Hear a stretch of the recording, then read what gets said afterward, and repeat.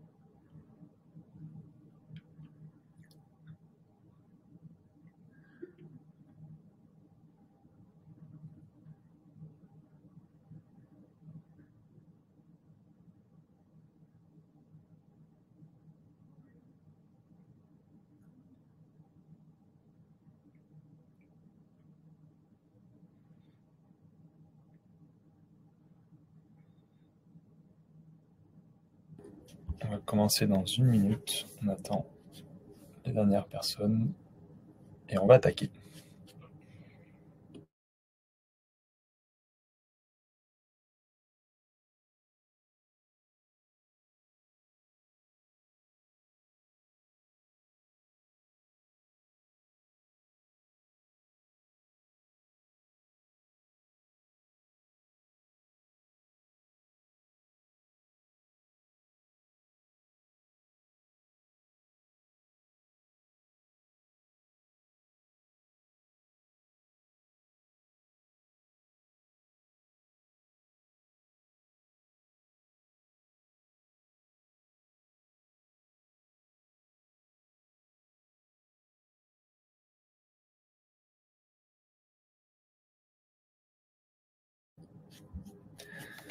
Allez, on va attaquer.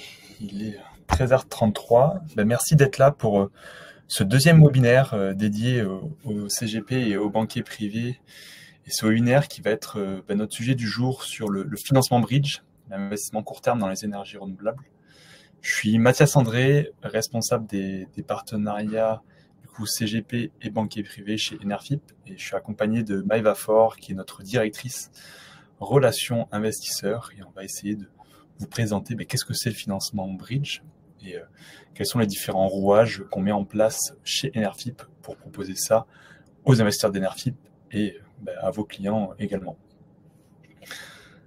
Alors, qu'est-ce qu'on va traiter aujourd'hui? Le financement bridge, comme je disais, peut-être une petite présentation, une petite définition de qu'est-ce que c'est dans les détails pour que vous puissiez bien comprendre voilà, à quoi ça correspond. Les différents types de financement bridge, parce que chez Enerfip, on va avoir du bridge à construction, du bridge d'acquisition, du bridge equity. L'idée, c'est qu'à chaque fois qu'on va vous présenter ces 3 types de financement bridge, c'est de vous présenter des différentes levées de fonds qu'on a déjà réalisées sur Enerfip, et enfin de vous présenter les avantages que ont les investisseurs à investir dans ce type de levée de fonds. Mais avant ça, peut-être une toute petite présentation d'Enerfip, 1 minute. Je sais qu'il y a des nouveaux dans ce webinaire, et juste pour vous présenter qui on est, Enerfip et nos valeurs. Alors, Enerfip, c'est une société qui a été créée en 2014 et sur 3 valeurs clés qui sont le circuit court. Notre idée, c'est de permettre aux investisseurs de savoir où va leur argent, de pouvoir le flécher dans les investissements qu'ils souhaitent. Et nous, notre thèse d'investissement aujourd'hui, c'est la transition énergétique. On va permettre aux différents citoyens d'investir dans des projets d'énergie renouvelable, que ce soit du photovoltaïque, de l'éolien, de la méthanisation, des centrales hydrauliques, ou différents types de technologies énergétiques qui, dans notre sens, on pense qu'ils sont importants pour notre futur et pour notre transition énergétique. L'idée aussi par Enerfip, c'est que ça soit un bien commun, c'est que les citoyens, les investisseurs puissent contribuer à l'approbation des projets en donnant une primeur d'investissement aux riverains de ces projets-là. C'est que une centrale photovoltaïque elle soit financée par les habitants qui sont autour de ce projet-là, mais aussi les habitants français, et de pouvoir financer ces projets-là qui ont réellement du sens. Et le dernier point, c'est la sensibilisation. C'est notamment ce qu'on fait aujourd'hui, c'est d'expliquer comment ça fonctionne, ces technologies énergétiques, que ce soit les énergies renouvelables ou les autres technologies qu'on finance sur la plateforme, et d'expliquer notamment ce secteur financier qui a de nombreux tabous et qu'on essaye de démystifier. Et voilà, c'est un peu notre objectif aussi sur Enerfip. Peut-être quelques chiffres rapides sur Enerfip, où est-ce qu'on en est aujourd'hui, parce que comme je disais, en 2014, création d'Enerfip, première levée de fonds de 50 000 € pour une centrale hydraulique en 2015. Et aujourd'hui, en 2024, on est à plus de 450 projets financés, 450 millions d'euros levés depuis notre création, 48 000 investisseurs, et aujourd'hui, on est 40 collaborateurs. Alors, on a notre QG à Montpellier, on a des collaborateurs aussi un peu basés partout dans la France, mais aussi en Europe, parce qu'on a ouvert il y a un peu plus d'1 an et demi maintenant notre bureau espagnol à Madrid, et depuis récemment, notre bureau à Helsinki en Finlande, à Milan en Italie, et à Amsterdam aux Pays-Bas, notamment grâce à notre agrément européen prestataire de financement participatif qui nous a été octroyé par l'AMF. Voilà rapidement sur Enerfip, et pour dire qu'aussi on débute l'année, parce que le dernier webinaire qu'on a organisé, il était en décembre, si je ne me trompe pas, ou non, début janvier. On débute l'année fortement, on a fait 2 mois de levée à 12 millions d'euros, ce qui fait qu'on débute fortement l'année, avec notamment toujours plus de projets à financer, et ce qui est plutôt positif pour notre secteur et pour du coup vos clients qui souhaitent investir dans des projets sur Enerfip. Maintenant que j'ai vite présenté Enerfip, on va rentrer un peu dans le vif du sujet et de qu'est-ce que c'est un financement bridge et comment ça se structure chez Enerfip. Alors, qu'est-ce que c'est un financement bridge? Une petite définition. Le bridge, c'est un financement temporaire qui a pour objectif d'être sollicité par une entreprise afin de subvenir à un besoin du coup directement de sa société, ce qu'on a appelé plus un besoin d'equity, ou directement en dilutif dans sa société, ou d'un projet. Dans notre cas, ça va être des projets d'énergie renouvelable. L'idée, c'est que ça soit une solution d'investissement et de financement pour la société qui soit court terme. C'est que à un moment donné, il y a un financement long terme qui va subvenir à ce financement bridge qui a été réalisé. Et ce financement long terme, on va le voir, ça peut être un prêt bancaire, ça peut être une levée de fonds selon les différentes typologies. Pour expliquer rapidement avec peut-être des mots plus simples, c'est que un financement bridge, ça va vraiment avoir pour objectif d'avoir un financement court terme pour une société, pour un besoin particulier qu'elle a à ce moment-là. Et ce financement, il va être remboursé grâce à un financement plus long terme qui arrivera dans un deuxième temps. Quels sont les différents types de bridge que l'on a aujourd'hui sur Enerfip? Celui qu'on a réalisé et qu'on réalise de plus, c'est ce qu'on appelle le bridge à construction. À quoi ça correspond? Je vais reprendre le graphique que je vous avais montré lors de notre dernier webinaire, qui est les différentes étapes de financement d'un projet d'énergie renouvelable. Concrètement, il y en a 3. Il y a la phase de développement, la phase de construction et la phase d'exploitation. Dans la phase de développement, c'est la phase aussi la plus risquée pour un projet d'énergie renouvelable. C'est tout ce qu'on va avoir dans la prospection, les études environnementales pour le projet, les autorisations qui vont être données par la mairie, mais le département ou encore la région, et toute la phase d'instruction qui va prendre beaucoup de temps. Une fois que ces projets ils ont fini la phase de développement, on appelle ça les projets RTB, ou Ready to Build, ou on va dire en français prêt à construire, et ils vont pouvoir débuter cette phase de construction qui est la phase d'achat, par exemple pour du photovoltaïque, d'achat des panneaux photovoltaïques, des onduleurs, et le début des travaux. Notre financement bridge, lui, va être basé entre ces deux phases, la phase de développement et la phase de construction. C'est un porteur de projet qui a des projets qui sont en fin de phase de développement, qui vont être bientôt prêts à construire, et qui va rentrer dans cette phase, comme je disais, très capitalistique pour financer ces projets-là. il va faire appel à Enerfip pour financer le début de ses travaux avant que le prêt bancaire arrive pour financer la totalité des travaux et continuer pour que le parc soit mis en service et arrive dans ce qu'on appelle la dernière phase, la phase d'exploitation. Pourquoi, du coup, les avantages pour le porteur de projet d'avoir recours à ce type de financement, comme je disais, c'est d'obtenir les premiers millions d'euros. Par exemple, si nous, on va financer, prendre 10% du début des travaux, par exemple, c'est un projet à 30 millions d'euros, on va financer 3 millions d'euros pour débuter ces travaux-là et que le porteur de projet puisse arriver auprès de sa banque avec un dossier qui soit clair, qui est aussi une vision un peu plus étendue que ce qu'il a, c'est-à-dire qu'il aura pu débuter ses travaux, il a déjà 10 millions d'euros qu'il a levés auprès de nous et il peut structurer le mieux possible son dossier pour le financement bancaire. Et du coup, c'est le deuxième point, je disais, pour pouvoir négocier le prêt bancaire dans les meilleures conditions et le plus rapidement possible. Toujours pareil, c'est ce qu'on va essayer de vous expliquer, c'est que pourquoi les porteurs de projets nous font confiance pour ça, c'est la rapidité qu'on a à réaliser ce financement-là. Souvent, c'est des porteurs de projets qui viennent nous voir, qui nous disent qu'ils ont besoin des fonds le plus rapidement possible. Et nous, entre 1 et 2 mois, entre l'analyse du projet, le lancement de la levée de fonds sur Enerfip et le recouvrement, on va pouvoir lever les fonds assez rapidement et des fonds qui sont assez importants parce que c'est des levées qui vont être de 1 à 5 millions d'euros sur ce type de projet-là. Alors, n'hésitez pas, si vous avez des questions au fur et à mesure, à les poser dans le chat, on pourra y répondre. Et voilà, sur ce qu'un financement bridge, et peut-être un exemple concret d'une levée de fonds qu'on a eu récemment, qui est le projet Bovigaz 32, qui est du coup une technologie d'unité de méthanisation qui a été pour développer, comme je disais, une unité de méthanisation chez un agriculteur. C'est la famille Dessart. On a réalisé plusieurs levées de fonds exactement de 2,5 millions d'euros. Et là, l'idée, c'est de financer le début des travaux avant du coup l'arrivée du financement long terme, du coup de la dette bancaire qui viendra rembourser les investisseurs d'Enerfip. Comme vous le voyez, on est sur des maturités qui sont assez courtes. Là, on est sur 34 mois, mais concrètement, on sait qu'il va sûrement avoir un remboursement anticipé. Où, au bout de 2 ans, sûrement, le porteur de projet remboursera la dette d'Enerfip, ce qui permet du coup aux investisseurs d'Enerfip et à vos clients d'avoir l'argent immobilisé le moins longtemps possible et de pouvoir l'allouer à d'autres actifs s'ils le souhaitent.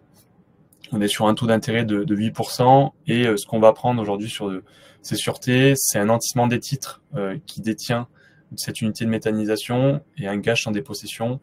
Peut-être pour un nantissement, si vous êtes plus à même à voir ce que c'est dans l'immobilier, c'est que si le porteur ne venait à ne pas nous rembourser, les investisseurs d'Enerfip deviendraient propriétaires de cette unité de méthanisation qui pourrait être revendue pour rembourser les investisseurs d'Enerfip. Voilà pour ce premier projet et le financement bridge à construction. Le deuxième type de financement qu'on a sur Enerfip, c'est ce qu'on appelle le bridge d'acquisition. Là, l'idée, c'est de vous présenter comment ça structure un développeur d'énergie renouvelable et quelles sont les différentes structures qui sont mises en place pour développer un projet. Concrètement, c'est une maison mère, une holdco et plusieurs SPV. Bon, la maison mère, c'est la société principale. L'holdco, c'est elle qui va détenir les différentes SPV et chacune des SPV va détenir un projet d'énergie renouvelable. Pourquoi, vous allez me dire, pourquoi il y a une holdco? L'holdco, elle est là pour simplifier les financements pour les différentes SPV qui détiennent les projets. C'est plus simple pour un porteur de projet d'aller voir une banque ou même d'aller nous voir nous, financeurs de projets d'énergie renouvelable, avec un pool de projets pour qu'il ait les meilleures conditions. S'il vient nous voir par exemple avec un projet qui est de 500 000 euros, on ne va pas lui octroyer les mêmes conditions que s'il vient nous voir pour 10 projets, du coup d'une valeur totale d'un portefeuille de 5 millions d'euros. C'est du coup pour minimiser les coûts et du coup avoir plus de financement pour les différents projets qui, comme je le répète, sont détenus dans la SPV, comme vous pouvez le voir. Là, l'objectif de ce bridge acquisition, c'est une société mère qui souhaite acquérir une holdco, du coup un pool de projets qui détient des SPV, ou directement une SPV. La plupart du temps, c'est l'holdco directement qui détient, du coup, comme je disais, plusieurs projets. Et là, voilà, comme je l'ai expliqué, c'est pour acquérir un ou plusieurs projets pour le financeur, de pouvoir négocier, parce que c'est toujours pareil, c'est que là, on est sur un financement court terme. Dans le long terme, c'est ce financement d'acquisition de projets va être remboursé via une dette long terme bancaire. Et comme souvent, c'est des opérations qui se font voilà, en fonction du marché, il faut que le porteur de projet puisse sortir les fonds assez rapidement. Et c'est là où nous, pareil, on a cette agilité pour répondre rapidement, analyser les projets qui vont être acquis et voir si sur le long terme, la société va pouvoir rembourser ce financement bridge auprès des investisseurs d'Energyp. Si on présente, pareil, une levée qu'on a réalisée dernièrement, il y a à peu près 3-4 mois, je crois, qui s'appelait Montesquieu, qui était pour un très très gros développeur de projets d'énergie renouvelable français, qui s'appelle Watt & Co. Pourquoi je dis très gros? Parce que il développe plus de 250 centrales photovoltaïques en France, et un peu plus de 1 gigawatt crête en cours de développement. Et voilà, c'est vraiment un développeur qui est bien présent sur le territoire français, qui se développe notamment aussi à l'échelle internationale. Et là, son objectif, c'était d'acquérir un portefeuille, une holdco de 8 projets photovoltaïques, principalement sur des ombrières agricoles. Et là, la levée qu'on a réalisée, c'était 3 millions d'euros sur ce qu'on a l'habitude de faire, de l'obligation simple. On était sur une maturité un peu plus courte que ce qu'on avait, par exemple, pour Bovigaz, 24 mois. Comme je le disais, c'est le prêt bancaire qui va les remplacer. Du coup, pas besoin d'avoir une maturité très longue pour le porteur de projet, avec un taux là qui était basé à 7,5 et un amortissement, comme je disais, de la société Watt 2026, qui est la holdco, qui détient ces 8 projets photovoltaïques, en sachant que ces projets-là, en ready to build, du coup, prêts à construire, ils ont une valeur estimée de 14 millions d'euros. Alors, à cette époque-là, ils n'étaient pas tous ready to build, mais même si, voilà, il y en a certains voilà, sur les 8, il y en a 7 qui atteignent ce stade-là, voilà, on peut voir que même si le porteur de projet ne veut pas nous rembourser, on pourra activer cet nantissement et rembourser les investisseurs voilà, des 3 millions d'euros, parce qu'on a nanti un portefeuille qui était d'une valeur estimée à peu près de 14 millions d'euros. Voilà sur cette deuxième levée. Maintenant, on va arriver sur le dernier type de financement bridge qu'on va avoir, c'est le financement equity qui on réalise de plus en plus pour des porteurs de projets qui se développent très rapidement et qui souhaitent avoir toujours plus de capitaux. Il faut savoir que le développement de projets d'énergie renouvelable, c'est très capitalistique.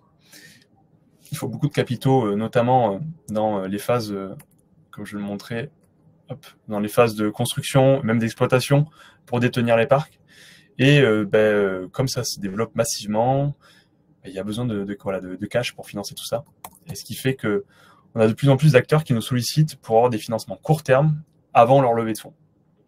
Là, concrètement, l'émission des obligations, qui sont principalement des obligations simples, ou ça peut être des obligations convertibles, va être fait auprès de la maison mère, là, pas des holdco ou de la SPV, pour financer directement les besoins de trésorerie, les besoins de développement de la société.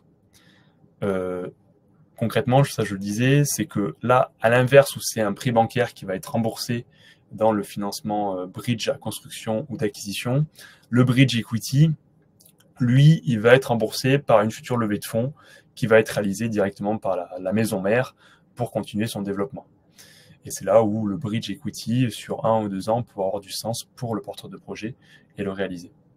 C'est pour soulager le besoin de trésorerie de l'entreprise. Et toujours pareil, pourquoi ils nous sollicitent, c'est qu'on a vraiment cette capacité, nous, à lever plusieurs millions d'euros assez rapidement. On ne va pas le faire pour tout type de porteur de projet, parce qu'il faut vraiment qu'on analyse toute la société en général, tous les actifs qu'elle détient.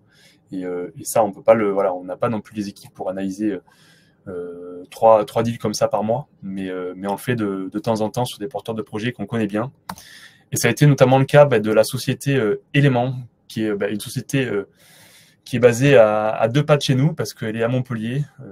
Nos bureaux presque sont à quelques rues l'un de l'autre. Et concrètement, Element, c'est une société qu'on a vu grandir au fur et à mesure, qui a été créée comme nous 1 an après, en 2015, qu'on a financé différents parcs photovoltaïques principalement, mais là ils se développent sur d'autres types de technologies, et que voilà qu'on sait notamment à quoi correspondent leurs projets, comment ils analysent, comment ils font leur méthodologie.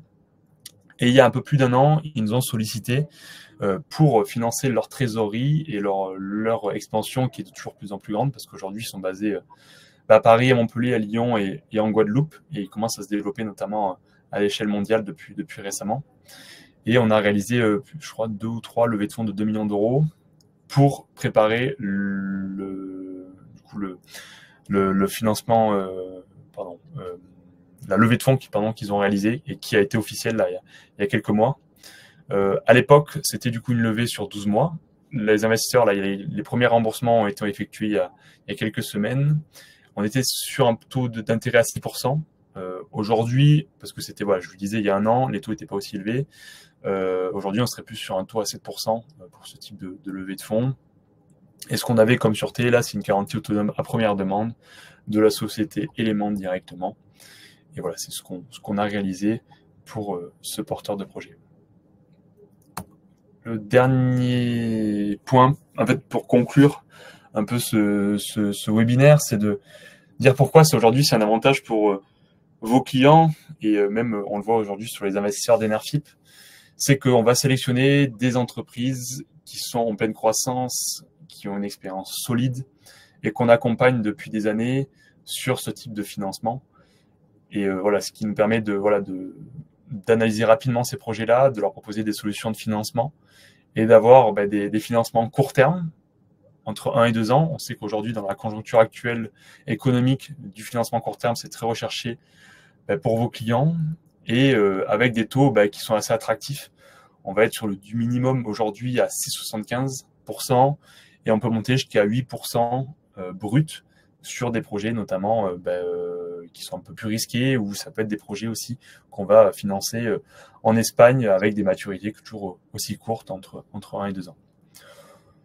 La sûreté des investissements, je vous ai présenté les différents nantissements, les différentes garanties autonomes à première demande qu'on peut prendre sur les porteurs de projets ou sur les holdco qu'on peut faire dans du bridge d'acquisition. Mais aussi, peut-être vous dire aussi que depuis la création d'Enerfip, notre track record, c'est que on a 0,2% de défaut sur les 450 millions d'euros qu'on a financés, ce qui prouve que on arrive à faire des montages financiers qui sont intéressants pour le porteur de projet, et nos investisseurs retrouvent leur bille. Du coup, c'est notre objectif, et on arrive plutôt bien à le faire depuis pas mal de temps. Et toujours, aucun frais pour vos investisseurs pour investir dans ces différentes levées de fonds. Voilà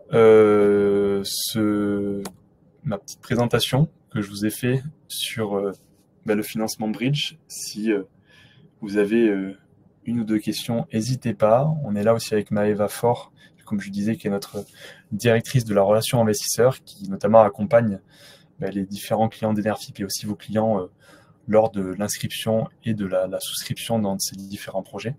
Du coup, n'hésitez pas si vous avez des questions. On est là pour ça. Pour l'instant, pas de questions. Écoutez, s'il n'y a pas de questions, c'est que soit je vous ai endormi parce que... Si on vient d'avoir une question de Patrick. 0,2% de défaut sur combien de remboursement en pourcentage de la totalité des fonds collectés? Alors, je crois qu'aujourd'hui, on est à peu près entre 110 et 120 millions d'euros remboursés depuis la création, en tout cas les capitaux. Les taux d'intérêt, je ne sais plus exactement. Mais voilà, sur les 450 millions d'euros, on est à 110 ou 120 millions d'euros remboursés, en sachant qu'on a une grosse accélération depuis les 3 dernières années. L'année dernière, sur les 450 millions d'euros que je vous disais qu'on avait collectés, on en a collecté 145. En 2022, on était à 125-130 millions d'euros. Voilà, une grosse accélération ces dernières années, ce qui fait que les remboursements arrivent au fur et à mesure. Et notamment, le défaut qu'on avait eu, c'était au tout début de la création d'Enerfip. Et ça fait bientôt 5 ans qu'on n'a pas eu de défaut, ce qui est plutôt bien et qu'on est plutôt fiers de promouvoir.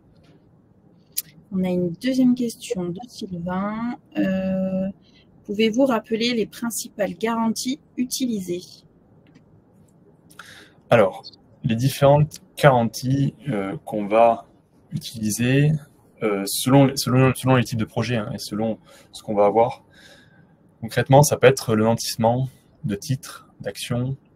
Là, c'est concrètement quand on a un projet en particulier et qu'on a en fait une valeur tangible qui a de la valeur sur un marché et qu'on l'a, on va le nantir. C'est-à-dire que si on a une holdco qui détient différents projets, le nantissement, ça a du sens parce que si le porteur de projet ne venait à pas nous rembourser, les investisseurs d'Enerfip deviendraient propriétaires de cette holdco et ces projets-là, ils pourraient être revendus sur le marché parce qu'ils ont une valeur, en sachant que la valeur de ces projets-là ont explosé depuis plusieurs mois et plusieurs années avec notamment la crise énergétique en Ukraine, en Europe.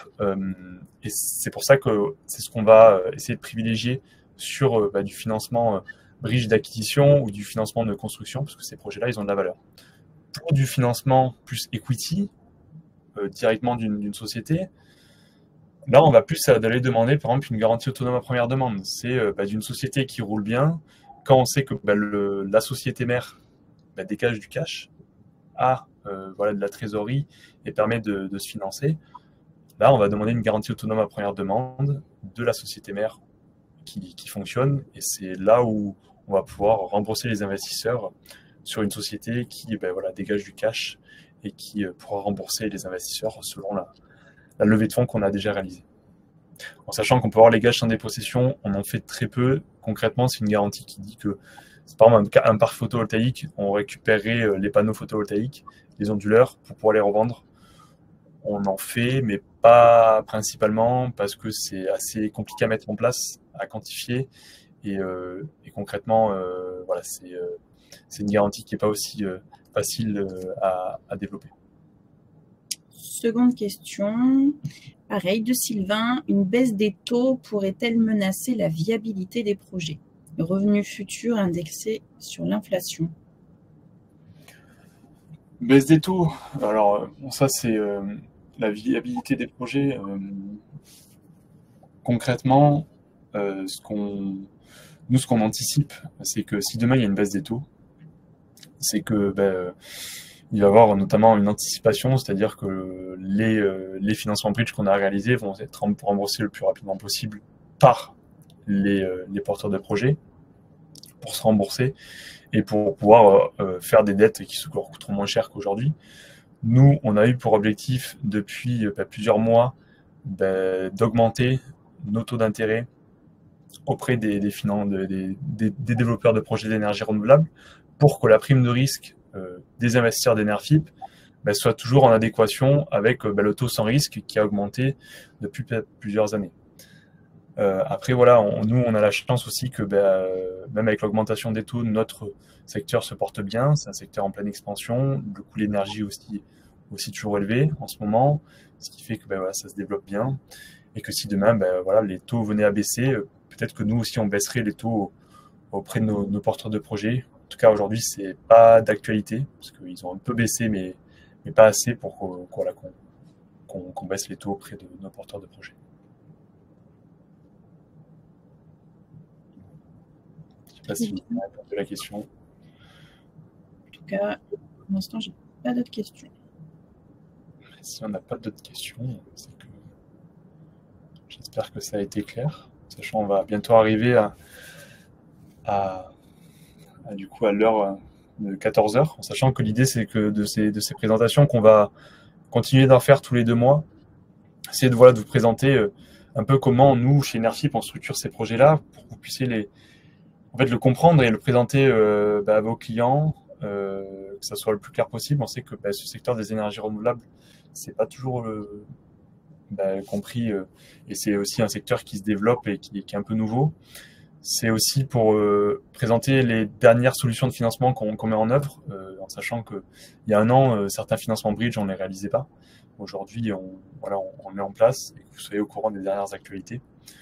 Et notamment parce qu'on sait qu'il y a un gros attrait de vos clients sur du financement court terme, ce qui a peut-être du sens de vous présenter en détail.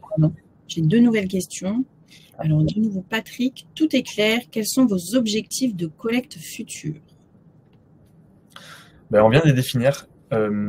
Concrètement, on a des gros objectifs cette année. On a pour objectif de lever 180 millions d'euros sur l'année 2024 en crowdfunding uniquement, en sachant qu'on a notre fonds d'investissement qu'on est en cours de lever, notre FPCI, du coup notre fonds professionnel avec notre société Enerfip Gestion. On va lancer aussi un FCPR, du coup notre fonds retail. Et là aussi, on a pour objectif de lever 40 millions d'euros sur ces fonds dans l'année 2024. Et pareil, le lancement d'une nouvelle offre hier PME, là de l'investissement en equity sur des projets dans la transition énergétique ou la transition écologique. Mais concrètement, voilà, l'année dernière, on a fait 145 millions d'euros, cette année 180 millions d'euros. On sait qu'il y a une grosse demande toujours en France pour financer ces projets d'énergie renouvelable et surtout à l'étranger, parce qu'on voit que l'Espagne, notamment, il y a une grosse demande de porteurs de projets, parce qu'il y a très peu de solutions de financement. Et ce qu'on est en train de développer, on a des très beaux projets qui arrivent, de très belles sociétés, notamment cotées en bourse en Espagne, qu'on va financer prochainement sur Enerfip.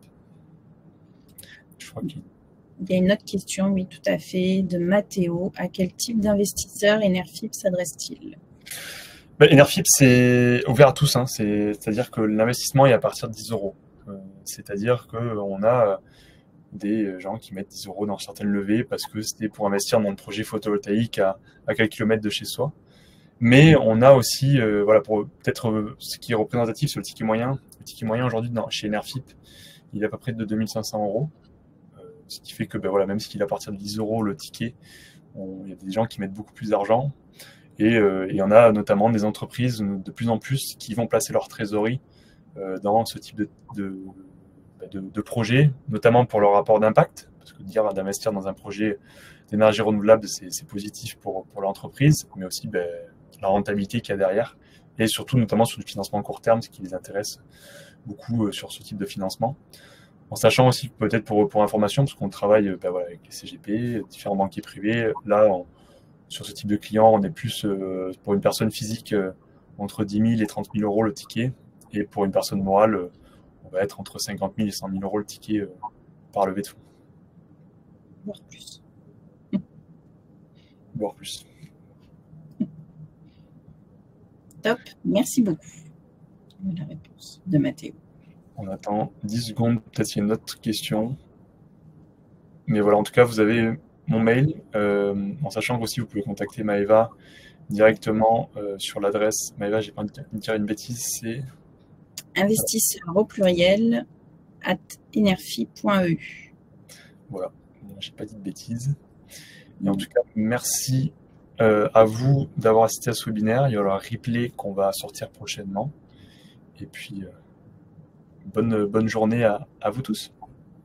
Bonne journée à vous.